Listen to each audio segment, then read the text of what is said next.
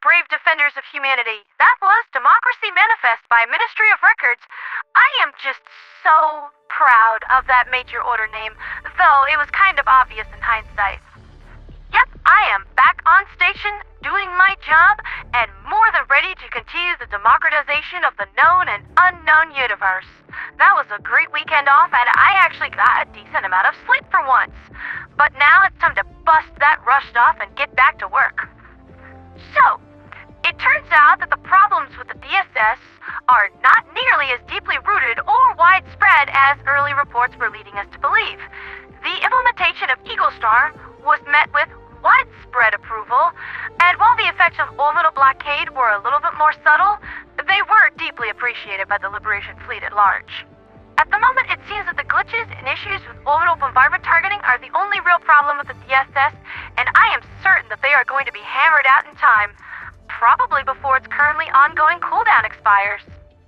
Over the weekend, the major orders conditions were satisfied with both Yellowver being held and the required amount of termitids dead. But we did end up eventually losing both Mostia and Yellowver to the Jet Brigade.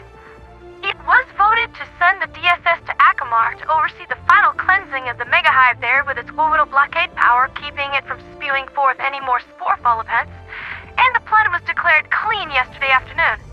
Following this little maneuver, it was voted to send the DSS back to Yellowver, where it still currently resides, casually blapping automaton supercarriers out of space. At least it's not killing us by accident anymore. I do want to give one piece of criticism, however. I feel like a large part of this drama with the station and the headache Arrowhead R&D endured could have been avoided if there was even so much as a simple press release detailing how the various systems of the DSS were going to work. We'd gone into this totally blind, were thrown into the deep end of the pool, and got told to drown less. That one video from the 1st Colonial Regiment, linked to the description below, continues to be more and more relevant. We were expecting the DSS to come coupled with the clan system. It wasn't.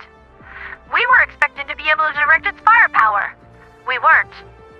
We expected to be able to physically go into it and walk around in a social hub area. We can't. So, launch issues coupled with all of these expectations that were not met.